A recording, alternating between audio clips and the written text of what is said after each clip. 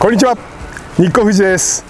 今日は初めての日光というテーマで日帰りドライブ旅行を想定した日光を紹介したいと思います。今回はですね、実際にドライブしながらご紹介したいと思います。途中タイムテーブルも載せていきますので、ぜひ日光旅行の計画作りに役立てていただければと思います。それでは早速行ってみましょう。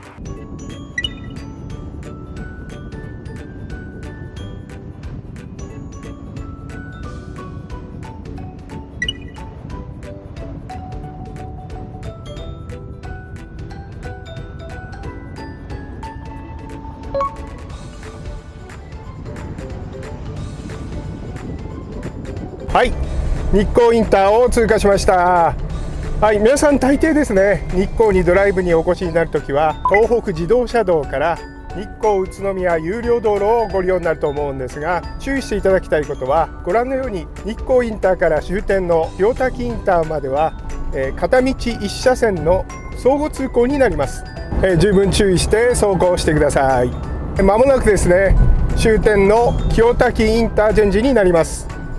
清滝インターチェンジですね、ゲートがありません。標識だけになりますんで、その先は一般道ですからね、十分スピードの出しすぎに気をつけてください。はい、今清滝インターを通過しました。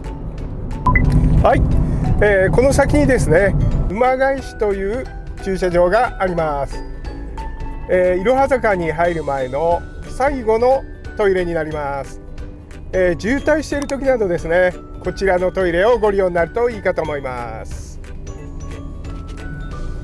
はい、いよいよですね、いろは坂に入ります。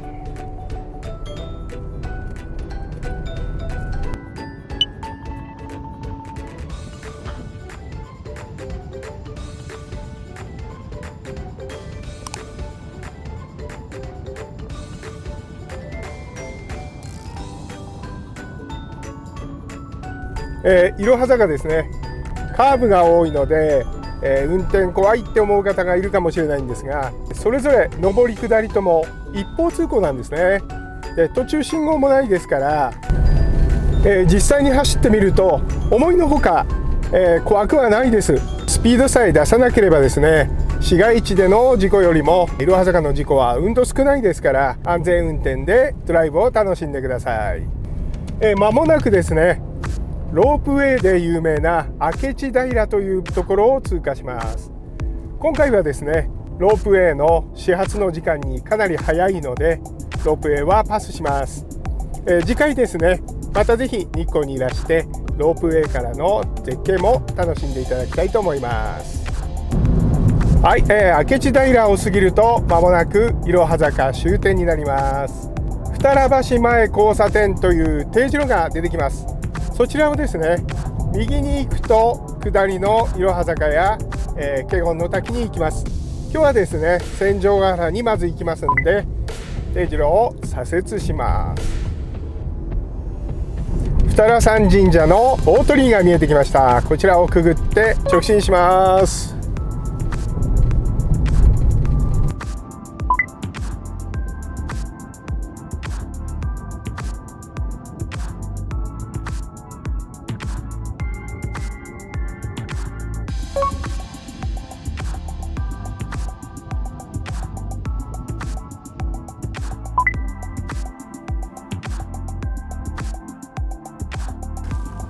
はい、第一の目的地千条ヶ原に到着しました。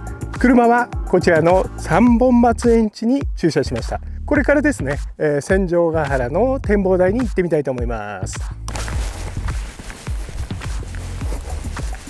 はい、千条ヶ原ですね、大昔男体山の神様と群馬県赤城山の神様が中禅寺湖の領有権を争って戦いを繰り広げた場所と言われています。標高は約1400メートルです。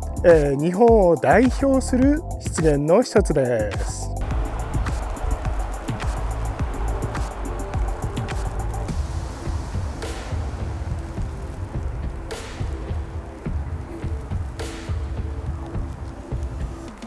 はい、これからですね、第2の目的地竜頭の滝に向かいたいと思います。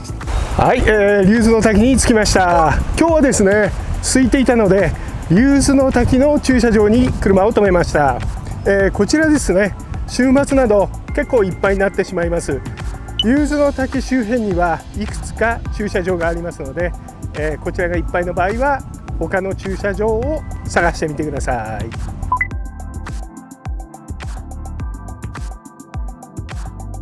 竜頭の滝は滝沿いに遊歩道があって、滝に沿ってずっと散策ができるんですね。おすすめの散策ルートです。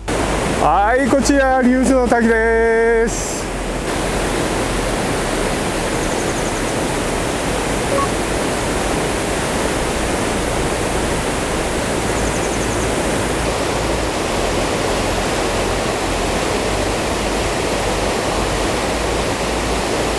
竜頭の滝の上部に上がってきました。はい、今ちょうどですね、中禅寺湖の上に遊覧船が見えますね。ちょっと勾配があって大変なんですが、20分ほどで上がってこれますんで、ぜひですね、上まで上がってきてこの橋からの眺め、写真を撮ったり動画を撮ったりしてみてください。本当に綺麗です。竜頭の滝の看板台です。こちらからのね、映像は皆さん結構紅葉時期に見たことがあるかと思います。真ん中のですね、大きい岩を竜の頭に見立てて、両脇の流れを白ハゲに例えて竜頭の滝と言われています。紅葉時期がね、とても有名なんですが、実は新緑の時期も本当に綺麗な滝なんです。今日朝から駆け足で観光してきました。こちらの竜頭の茶屋さんでですね、お団子をいただきたいと思います。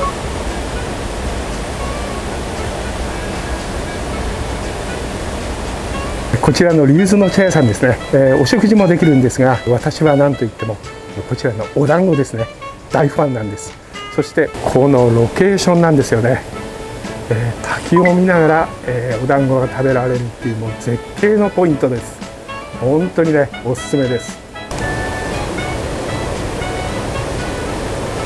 はい、じゃあ早速ですね、お団子いただきたいと思います。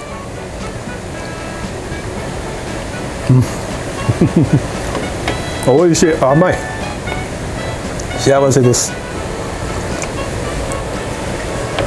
ほっと一息つけます。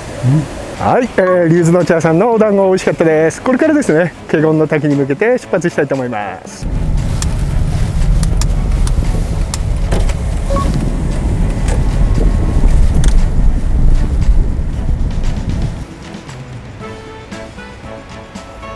はい、エレベーターで降りました。いや、この通路はひんやりですね。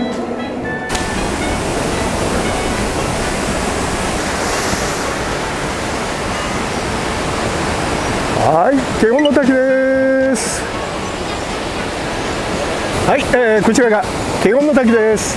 男体山を目指してきた正道上人によって発見されたと言われています。高さは97メートル、垂直に落ちる直瀑と呼ばれるタイプの滝です。袋田の滝、それから那智の滝とともに日本三大名瀑と言われています。見事ですね。今日はちょっと水が少ないんですが、それでも、見応え十分です。はい、中禅寺湖の湖畔に帰ってきました。これからですね、あちらに見える北千屋さんで、お土産を買いたいと思います。はい、ご紹介しますね。北千屋さんのオーナー関康之君です。同級生でいつもお世話になってます。初めて日光に来る人にお土産っていうことでおすすめをぜひお願いしたいんだけれども。いちごを使ったビールがいいね。はい。日光のとちおとめを使ったビールなんですけども、こちらオリジナルの商品になりまして、女性の方はおすすめです。はい、ぜひどうぞ。はい、常陸屋さんオリジナルの日光とちおとめビールゲットしました。帰ってから夜楽しみに飲みたいと思います。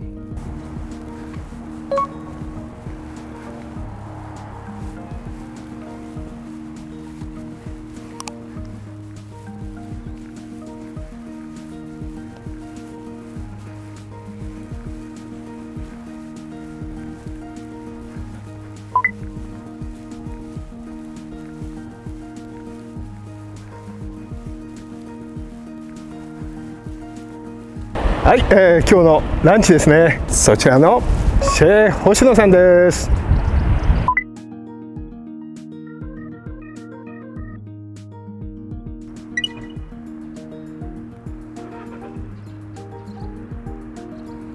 こんにちは。いらっしゃいませ。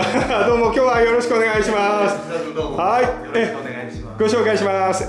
こちらフレンチレストランのシェフ星野さんのシェフ星野さんです。よろしくお願いします。私の大大先輩ですね。今日はすいません。よろしくお願いします。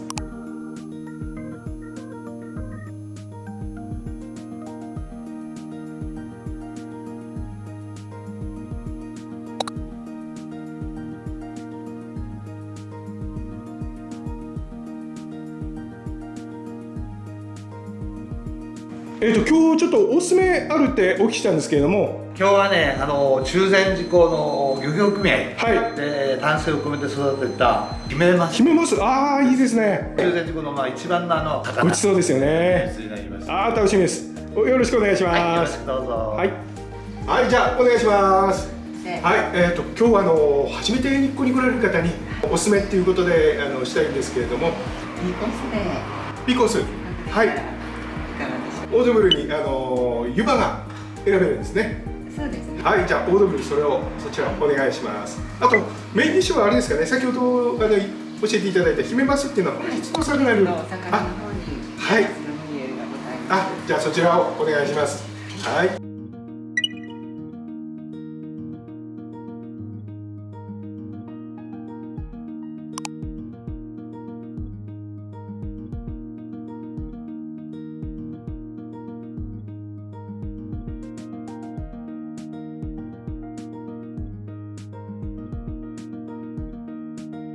はい、では最初にですね、オードブル温泉卵の、生湯葉添えソースがオリーブのソースだそうです。いやー美味しそう。いただきます。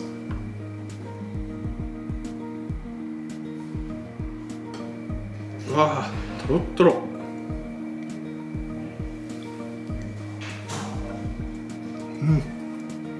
いや、これは美味しい。生湯葉がですね、本当にクリーミー。そして温泉卵がですね、もうとろっとろなので両方ですね合わせて食べるとこのオリーブオイルのソースが本当にソースが美味しいですね。生湯葉意外と味が淡白なんですけれどね、本当に美味しいですね。オリーブのソース、これすごいアクセントになってます。すごい美味しい。はい、2品目ですね。ポタージュスープをいただきます。優しい味。本当に美味しいですね。クリーミー、とってもクリーミー。はい、いよいよですね、ヒメマスメインディッシュいただきます。匂いがすごいんですよ。匂いが本当にいい匂い。お伝えできないのが残念です。もうちょっとね、よだれが出る匂いですね。そしてヒメマスでかいです。なかなかね、このサイズのヒメマスちょっと見られないですね。早速いただきます。これ分かりますかね。ヒメマスは身がちょっとピンク色っぽいんですよね。綺麗な色してます。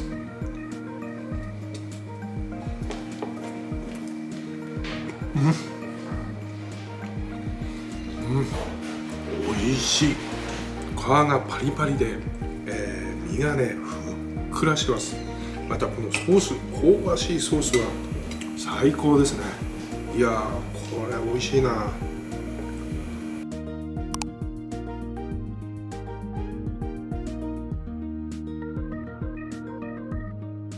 はい、お会計を済ませて出てきました。いやー、シェフ星野さん本当に美味しかったです。もうね、お腹いっぱいです。久しぶりに、フランス料理食べたんですが、いやー本当にフランス料理美味しいなって思うレストランでした。ぜひですね、皆さんもシェフ星野さんおすすめのレストランなんでお立ち寄りください。本当にピカイチです。はい、日光市街地エリアに戻ってきました。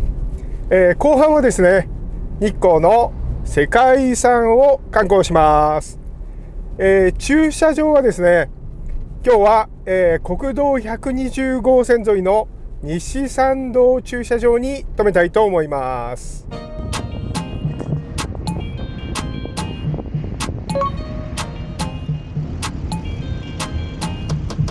はい、今日車はですね、こちらの西参道第一駐車場に駐車をしました。こちらですね、車がいっぱいの時は向かい側に第2、第3駐車場があります。収容台数もね結構大きいので、第1がいっぱいの時は向かい側をご利用になってください。特にバイクの場合はですね、第1駐車場はバイクは止められません。第2、第3駐車場を利用してください。こちらの第1駐車場ですね、駐車場の奥ですね、石段を登るとすぐ世界遺産への参道に登ることができます。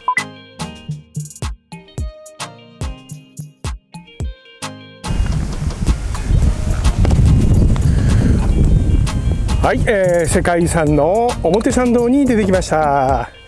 これからですね、世界遺産の建物を観光したいと思います。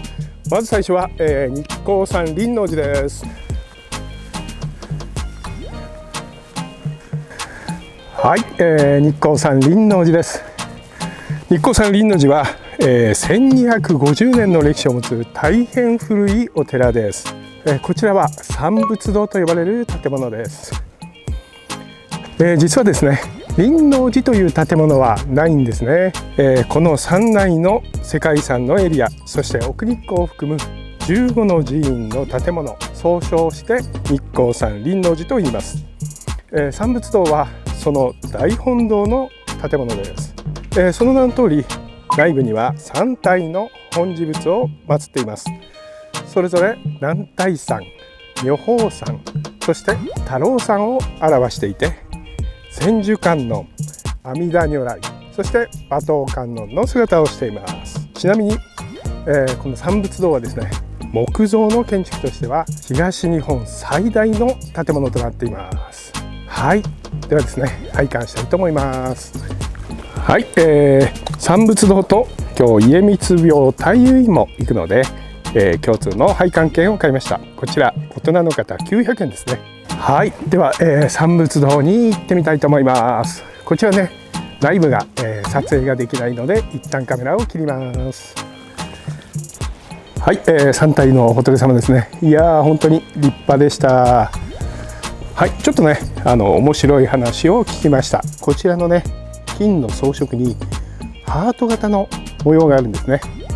これはイノ目といってイノシシの目を模したものなんですね。イノシシが、火を怖がることから木造建築の三仏堂ですね、火を遠ざけるという意味があるそうです。面白いですね。はい、三仏堂の裏手に出てきました。こちらはごま堂と呼ばれる建物です。いやー、立派ですね。はい、再び表参道に出てきました。正面がですね、日光東照宮です。いやー、今日は天気がいいからすごいですね。光り輝いてますね。はい、いよいよ日光東照宮です。はい、まず目に入るのが、石鳥居です。これはですね、九州から運ばれた石で作られた江戸時代の石造りの鳥居としては最大級のものだそうです。はい、石鳥居をくぐってまず左手に目に入るのが五重塔です。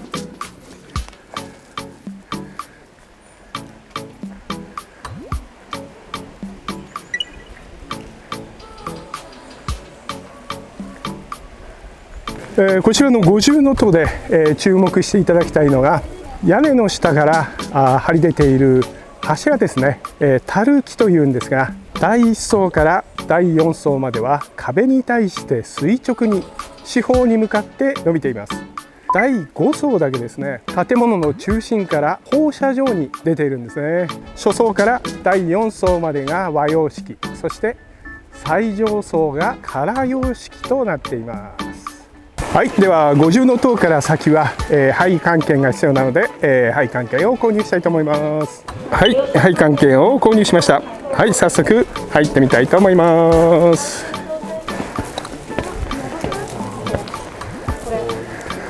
こちらですね、日光東照宮です。入ってすぐですね、3つの建物があります。手前から下神庫、中神庫、そして上神庫ですね。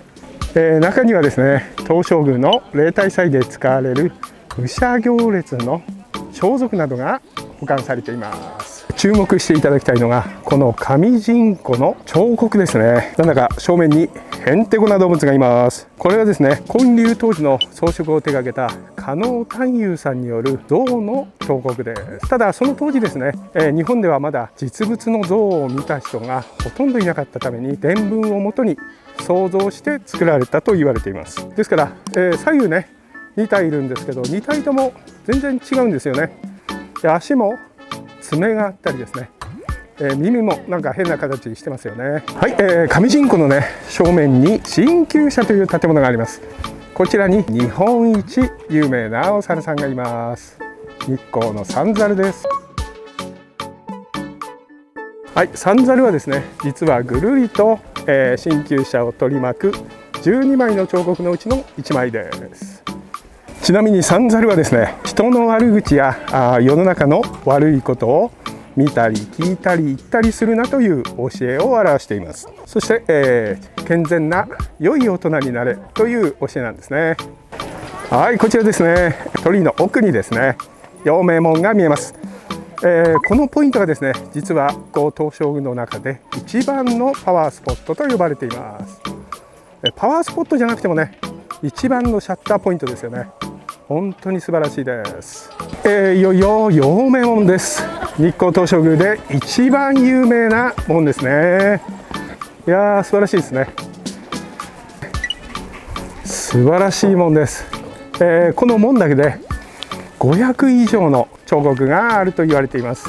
数々のね素晴らしい彫刻を見ていると、日が暮れてしまうということから、日暮門なんていう別名もあります。いやー、とにかく綺麗ですね。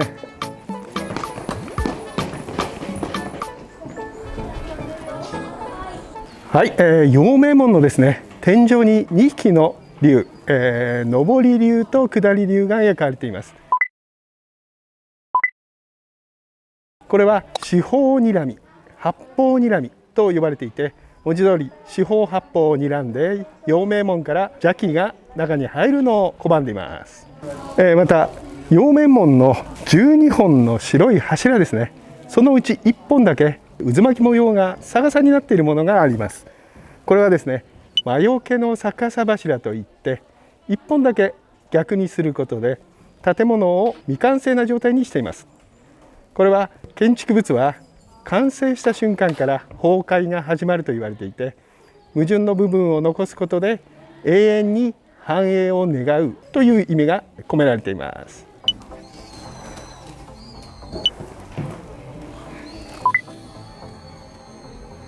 日光東照宮というのはただ単に徳川家康公のお墓ということではなくて、徳川幕府の権威の象徴だったんですね。ですから、先ほど見た五重塔も同じなんですが、未完の部分を残すことで永遠の徳川政治の繁栄を願っていたと言われています。はい、陽明門の正面にあるのが拝殿と本殿を守る唐門です。その名の通り、今までのね門が和様式だったのに比べて、こちらは唐様式となっています。そして、屋根の上ですね、霊獣がいます。これは拝殿や本殿を守るために配された魔物と言われています。また小さい門なんですが、陽明門よりも多い600以上の彫刻があると言われています。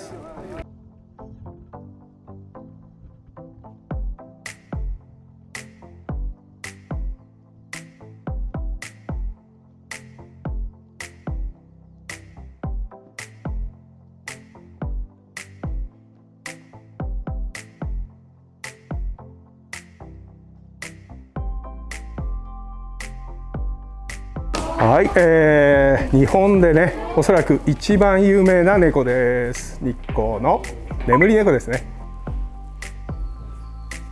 落語でも有名な、左甚五郎さんの作と言われています。意外とね今子供たち来て一生懸命探してますけど、渋谷のハチ公と同じぐらい、ビッグネームの割には小さいんですよね。はい、そして、眠り猫の裏には遊ぶスズメの彫刻があります。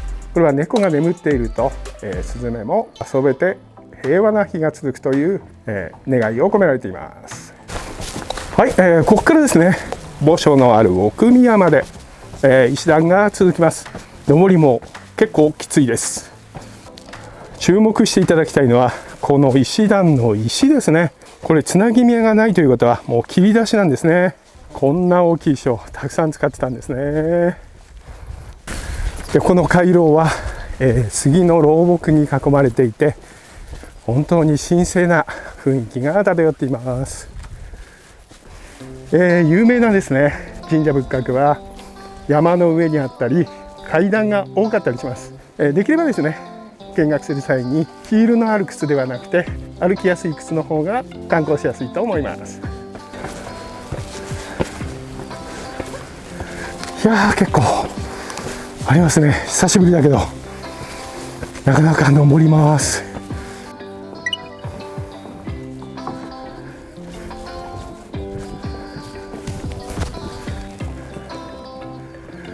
はい、こちらが宝塔です。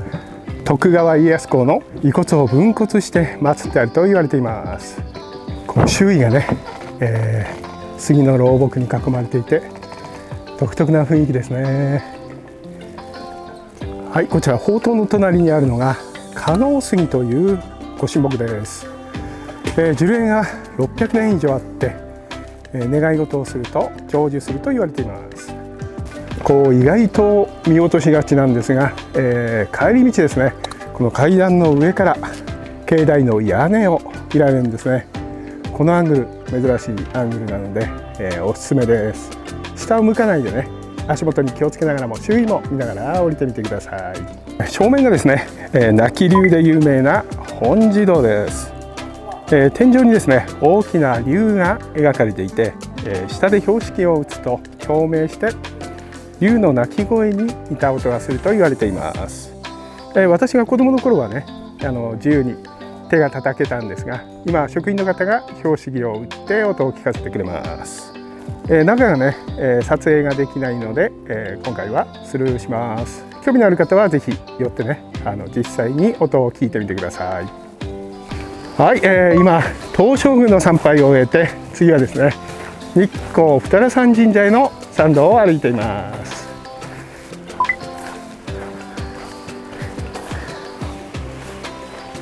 日光というと、日光東照宮が一番有名ですけれども、二荒山神社そして日光山輪王寺は東照宮よりも850年以上以前からその歴史が始まっていたんですね。そういう意味でも日光二荒山神社も、とても古い歴史を持つ神社です。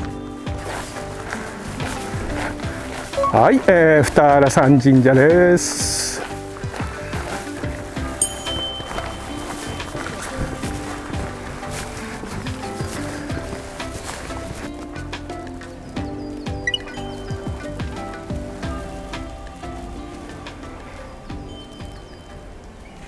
はい、日光二荒山神社ですね。こちらは本社になりますが、有名な赤い橋神橋、それから、中禅寺湖の湖畔にあります二荒山神社中宮祠、そして男体山の上にある奥宮とすべて二荒山神社の領地となります。ですからすごい広大な神領地なんですね。はい、こちらですね大量の酒樽があります。別宮の滝能山神社に酒の泉と言われる水があります。そちらの水でお酒を作ると美味しいお酒が作れるということから、醸造元がですねお酒を奉納する習わしが残っています。日光のお酒美味しいですからね。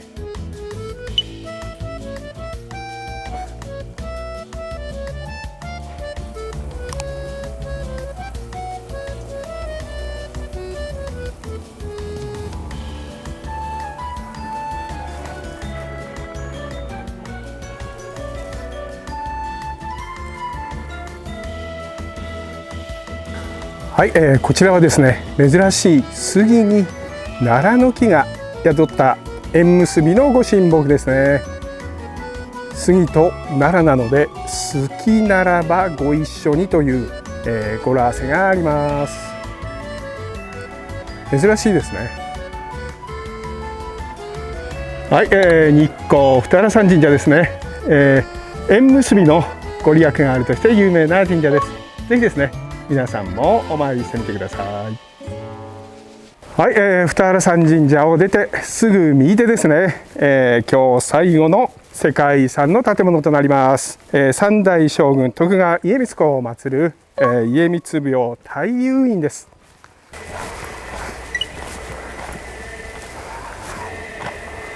はい、太夫院のですね見どころは、石段を登るために現れる5つの門ですね。はい、こちら第一の門、仁王門です。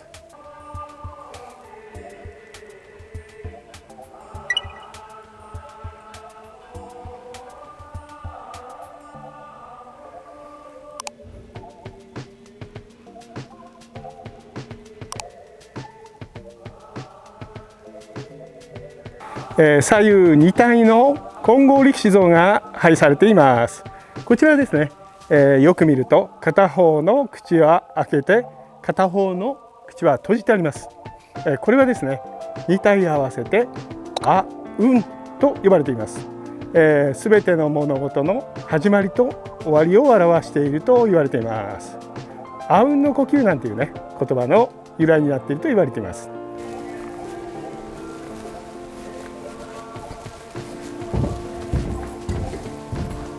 はい、こちらがですね2つ目の門、二天門です。左に時刻天、そして右に項目天を配しています。とても大きな門で、この山内の世界遺産エリアの中では一番大きな門だそうです。2018年にね、修繕も済んで今とても綺麗な状態です。いやー鮮やかですね。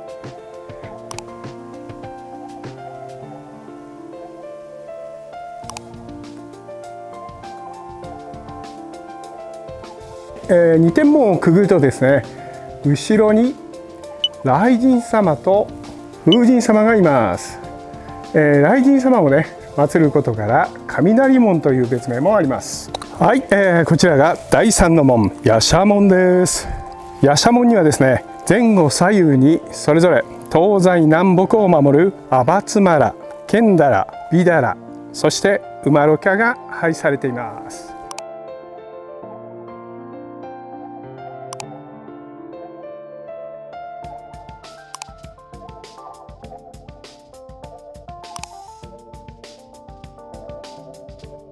仁王門や二天門もそうなんですが、この門に配された彫刻がですね全て怖い顔をしているのは睨みを利かせて門から、邪気が侵入しないように睨みを利かせているんですね。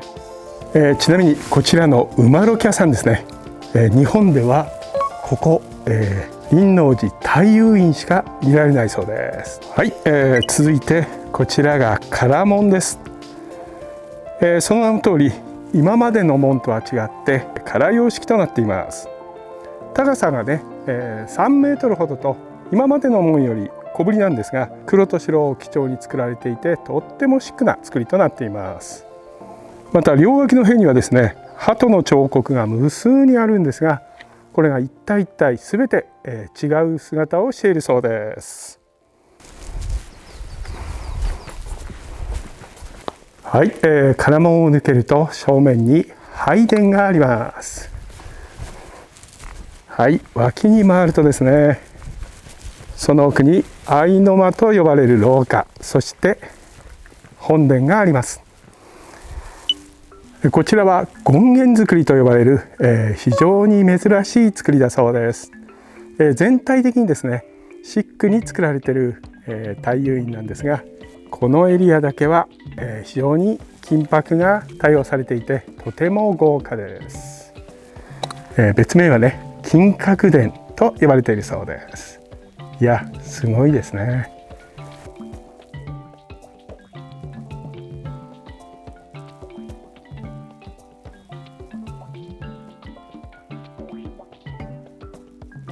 はい、本殿の脇を通り過ぎると、こちらにですね、最後の門があります。こちら高架門です。こちらの高架門ですね、三代将軍徳川家光公の墓所を守る最後の門ですね。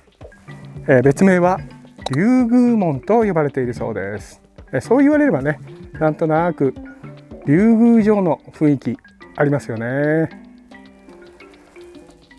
三代将軍徳川家光公は、お父さんがあまり好きではなかったんですね。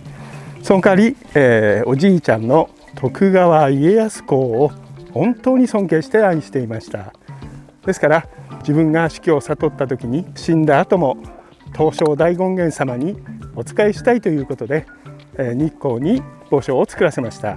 その他のね、徳川将軍のお墓はほとんど東京にあります。そしてですね、この太夫院、最初の門の仁王門と最後の家光公のお墓を守る高架門ですね、この2つの門は東照宮の方を向いて作られています。なんか歴史のロマンですよね。はい、表参道に戻ってきました。これからですね、駐車場に戻って国道120号線から119号にですねかけて、新京を見ながらですね、日光インター方面に戻りたいと思います。これからですね、新京を見て、日光のお土産を買って帰りたいと思います。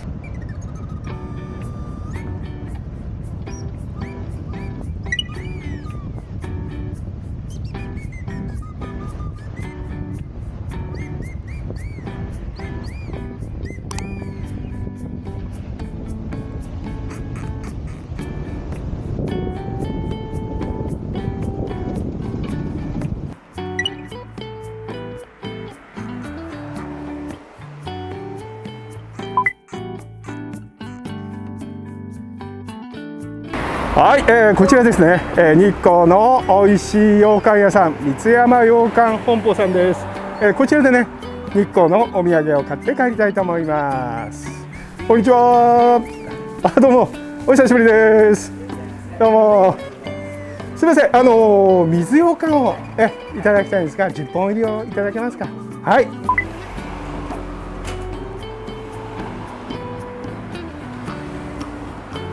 はい、ご紹介しますね。三山羊羹本舗さんの三山和明さんです。お久しぶりです。どうもご無沙汰しております。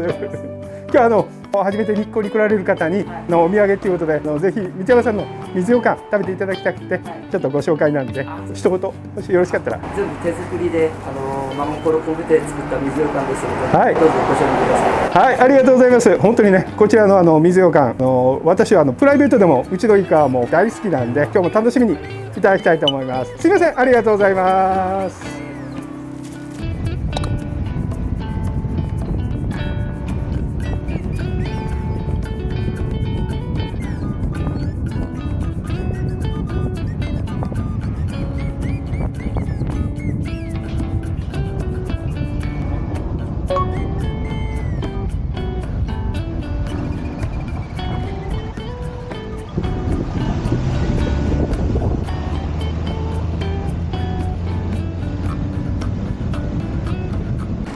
はい、日光インターに戻ってきました。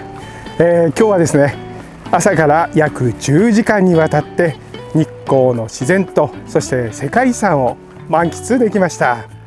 今日はですね、終始天気も良くて、渋滞などのトラブルもなくてスムーズに観光できました。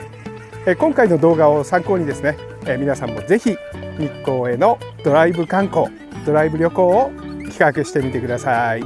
また実際に日光に来られた方はですね、ここが良かったよとか、これが美味しかったよっていうコメントやアドバイスをですね、次にまた日光に来られる方のためにぜひよろしくお願いします。またね、次に来られる方がそのコメントを見て楽しみに企画できると思うんで、おすすめ情報のシェアなどよろしくお願いします。はい、今回はですね、初めての日光ドライブ編ということで、私が勧める日光の観光ドライブルートをご紹介しました。ぜひですね、皆さんも楽しみに日光に遊びにいらしてください。はい、今回も最後までご視聴いただきありがとうございます。日光を見ずして結構という中で、また次の動画でお会いしましょう。